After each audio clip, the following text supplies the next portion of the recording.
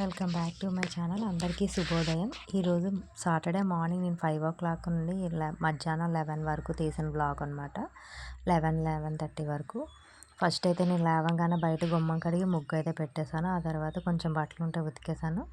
ఆ తర్వాత కిచెన్లోకి వచ్చి నైట్ అయితే దోశలు పప్పు, బియ్యం, కొంచెం అండుకొరలు అన్నీ వేసి నానబెట్టాను. వాటిని గ్రైండ్ అయితే వేసేసుకున్నాను. తర్వాత కొంచెం హాట్ వాటర్ తాగుతామని చెప్పి వేడి పట్టిన తర్వాత జామాకులు 2-3 కట్ చేసి వేసేసుకొని 2-3 నిమిషాలు మూత పెట్టి తర్వాత అయితే వాటర్ అనేది వడకట్టుకొని తాగాను.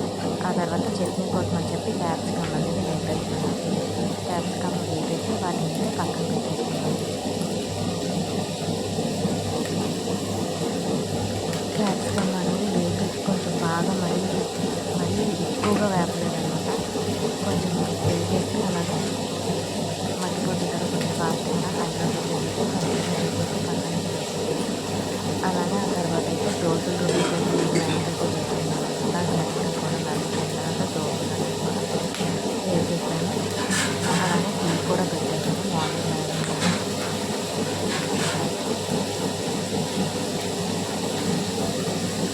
ఆ తర్వాత దోశలు వేసిన తర్వాత ఒక్కొక్కరి గంట మా పాపకి తాగేసుకుంటాను. మార్నింగ్ ఫస్ట్ దానికి అయితే దోశలు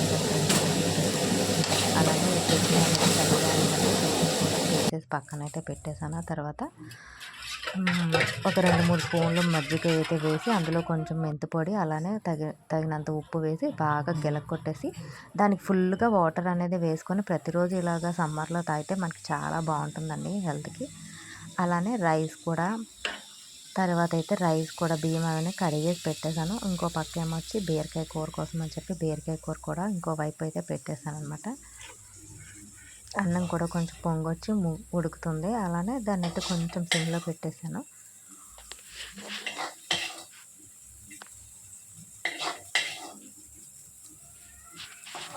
ఈ అన్నం అనేది కొంచెం బాగా అంటే వార్చడానికి అని చెప్పేసి పెట్టేశాను.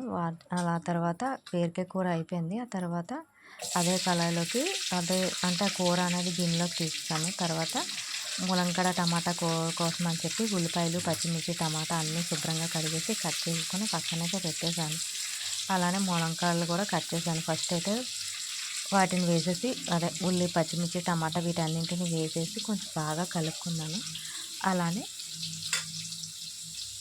కొంచెం బాగా కలుపుకున్న తర్వాత టమాటా ముక్కలు అన్నీ కొంచెం బాగా దగ్గరికి కొంచెం అంటే కలర్ అనేవి మనకి ఉల్లిపాయలు కొంచెం లైట్ పింక్ కలర్లో చేంజ్ అవుతాయి కదా. తర్వాత అలానే ములంకాడలు కూడా వేసేసాను. ములంకాడలు కూడా వేసేసి కొంచెం బాగా కలుపుకొని అప్పుడు రుచికి తగినంత ఉప్పు, తర్వాత కారం వాటిని కూడా వేసి బాగా కలిపి కొంచెం మగ్గిన తర్వాత అప్పుడు కొంచెం అంటే గ్లాసున్నర నీళ్ళు అలా వేసుకుంటే సరిపోతుంది. ములంకాడలకు మరీ దగ్గరగా అయిపోయినట్టు కాకుండా చేశాను అన్నమాట.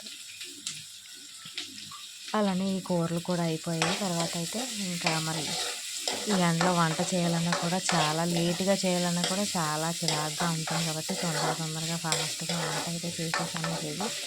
అలానే కొంచెం బయటకు వెళ్ళాలని చెప్పేసి తొందరగా వంట అయితే ముగించేసానండి ఈరోజు అయితే. ఇంకా కూర కూడా అయిపోవచ్చింది. కూర కూడా అయిపోయింది. అన్నం వంచేసాను. అన్నం కూడా ఉడికిపోయింది. అన్నం వంచేసి దాన్ని అయితే గంజి వంచేసి మళ్ళీ కొంచెంసేపు స్టవ్ మీద అయితే అలానే ఉంచేసానంటే మళ్ళీ వెలిగించి పెట్టుకుంటే మనకి రైస్ అనేది బాగుంటుంది. అంటే చెమ్మ అనేది అంతా కూడా పోతుంది అనమాట. లేదు అనుకుంటే అలానే ఉంచేసుకోవచ్చు. కానీ చెమ్మ అనేది పోతే మనకి రైస్ అనేది కొంచెం అంటే పాడవకుండా అలా ఉంటుంది. ఒక 2 నిమిషాలు కొంచెం మంట అనేది తగ్గించేసుకోండి. ఫుల్గా సిమ్ మంట వైపు పెట్టుకున్నా సరిపోతుంది. హై మంట వైపు ఒకవేళ పెడితే దాన్ని ఫుల్గా తగ్గించేసి ఒక 2-3 నిమిషాలు అంటే 2 నిమిషాలు అలా ఉంచి తీసేస్తే సరిపోతుంది అన్నమాట. ఒకవేళ అడుగున చెమ్మ లాంటిది ఏమైనా ఉన్నా కూడా అంతా పోతుంది. చూస్తున్నారు కదా కూర ఇదేనండి ఈరోజు రొటీన్ బ్లాగ్ అయితే.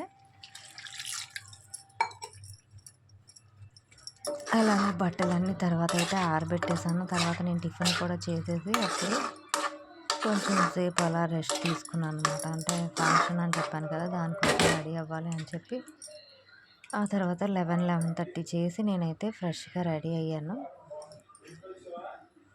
ప్లీజ్ ఈ వీడియో కనుక నచ్చినట్టయితే లైక్ చేయండి, షేర్ చేయండి, సబ్స్క్రైబ్ చేయండి. Bye bye.